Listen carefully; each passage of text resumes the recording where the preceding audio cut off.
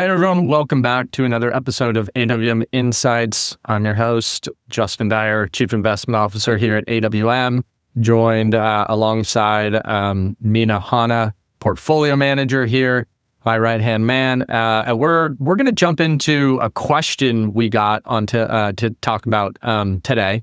And the title we're running with, thanks to good old AI, is Wealth in Motion, going from paycheck to paycheck. How do we think about investing across different income and wealth levels? It was a great question. We reframed it in that title. And the question specifically was, hey, is there any difference, or how to think about, if you're just starting off, whether you're just starting off as a professional athlete or in your career, this can really go across industries and careers. If you're just starting off, how do you think about investing versus someone who is kind of completed the journey and accumulated wealth, and now really is playing the spending game, if you will? So, it's a great question. It's a nuanced question, I would say, but really, I would say the starting point for both of these is more or less the same, and the starting point really begins with discipline. Now, where you apply that discipline is potentially different, but it's really discipline with respect to savings if you're at the front end, and then discipline with respect to spending. Exactly where you emphasize your discipline probably depends on where you are on this spectrum, if you're just starting out or you've already accumulated wealth. But what matters is that discipline, knowing what your targets are that you need to hit, both from a savings and a spending. I mean, spending is the flip side of savings, but what those targets are you need to hit, and staying to that and really not deviating, especially for the listeners of this podcast, because we allude to this time and time again, right? Earnings are compressed for professional athletes. You're also much younger than the typical, I guess financial advice is geared toward, right? Much of it is geared towards people who are later in life, later in their career, starting to ask a question around retirement. And so making mistakes with such a longer time frame ahead of you has the potential to compound even more drastically, right? So you have to hit those targets. Your earning window is compressed, and then the compounding impact of those mistakes can be magnified because you have, 70 years to continue to pull on those assets, as opposed to, right, typical retirement. I don't pick your number, 30 years, something like that, right? Much, much shorter. So, right, the discipline is key. It's absolutely critical. You need to both save on the front end and then watch your spending as a result of that, right? Naturally, as you're hitting your savings target. But then once you've hit that wealth accumulation, you need to make sure your spending is incredibly disciplined, so you're not drawing too much from what your assets can support.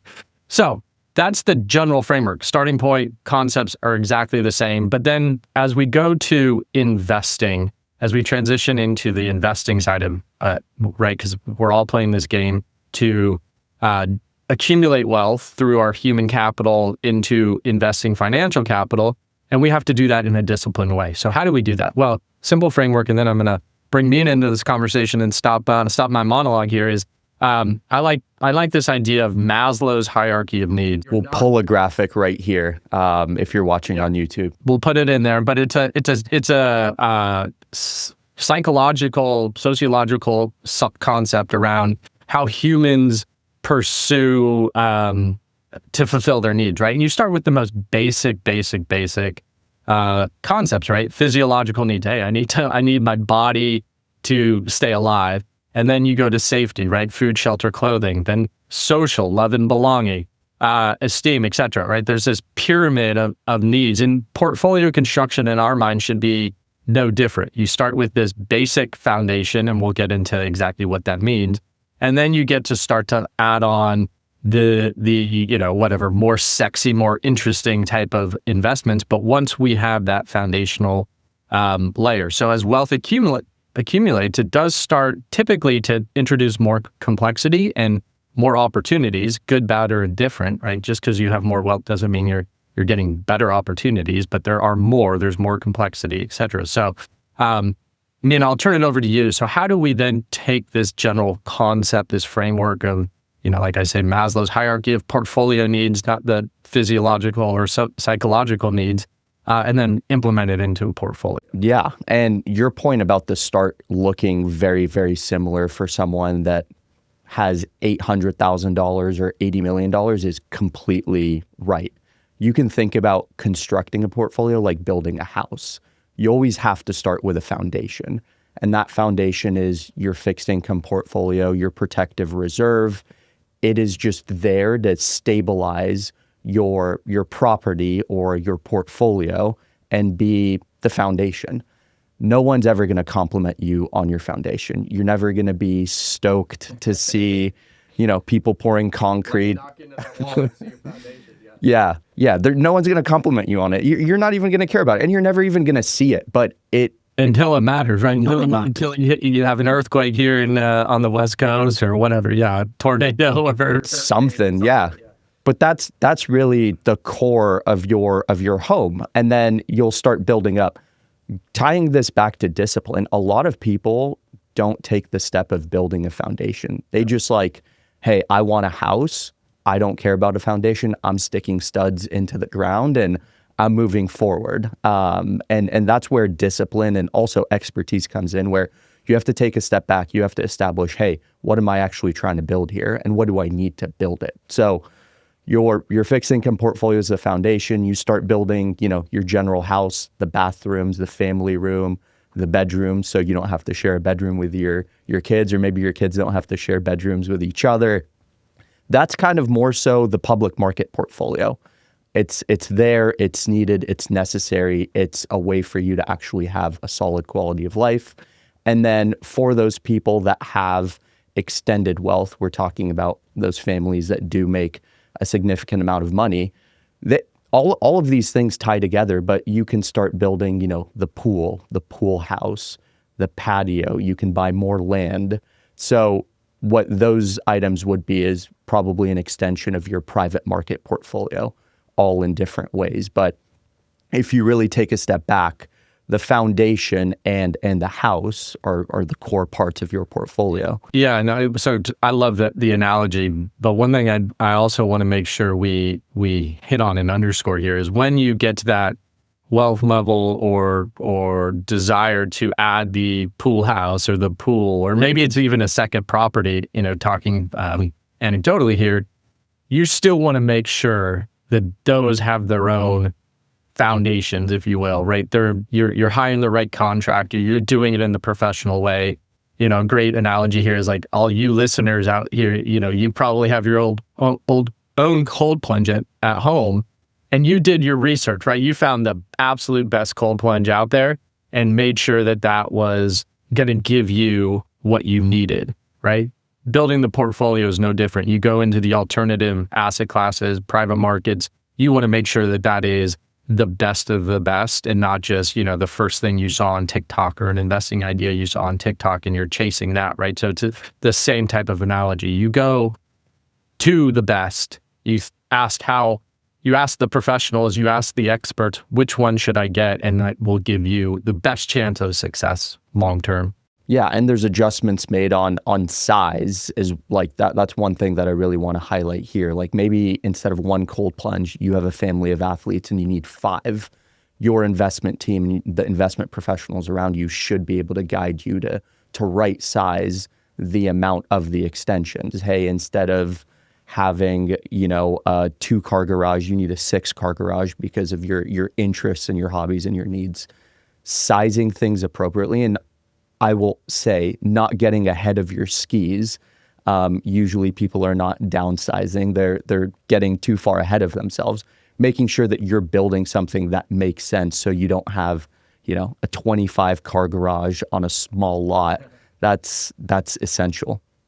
And also just giving you guys some foundational and fundamental examples, the way that we will invest for your obviously protective reserve is going to be conservative. The way that we're going to invest for a priority like a wedding in 6 months is also going to be conservative.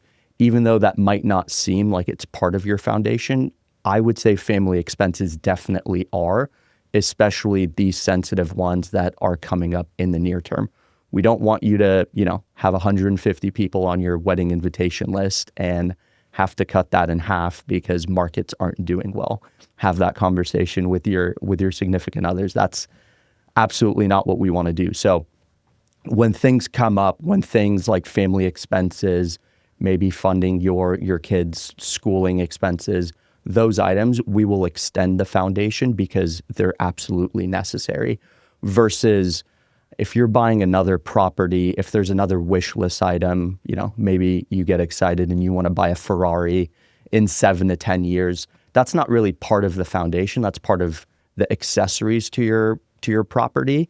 We're going to take more risk with those investments. We're going to invest them in public markets, take equity risk there, and hopefully make more money, or potentially invest in private markets and make a lot more money there. But the downside of that is, you really have to consider these as wish list items and be okay with pulling the trigger in 7 to 10 years. So all of these items really come together in a risk and timing matrix where it's really hard to do it yourself. You also have to be reasonable and disciplined in how you actually lay out your property and make sure that you're getting what you need at the right time, and you're also not either overspending or too conservatively investing.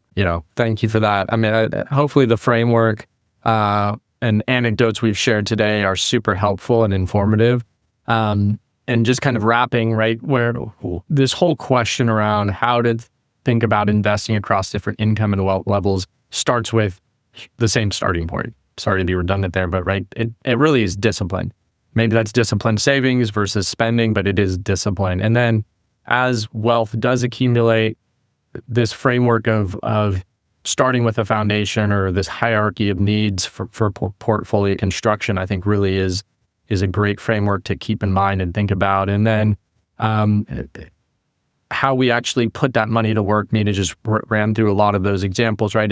There's a spectrum here. On the short end, it's very conservative, little risk for very important things. And then on the longer end, it's something that is like, hey, yeah, this is a nice to have at some point, or maybe even we're talking multi-generational wealth, and then we can take more risk to match those type of priorities and goals. So it's a great question, great topic, super, super important. I mean, really fundamental and foundational to what we do on a day-to-day basis. So love talking about it. If there's any other questions around this topic, shoot Mena a text. Yeah, 626-862-0355. Love the engagement already. So yeah, keep it going. Awesome. And until next time, own your wealth, make an impact, and always be proud. Thanks for listening.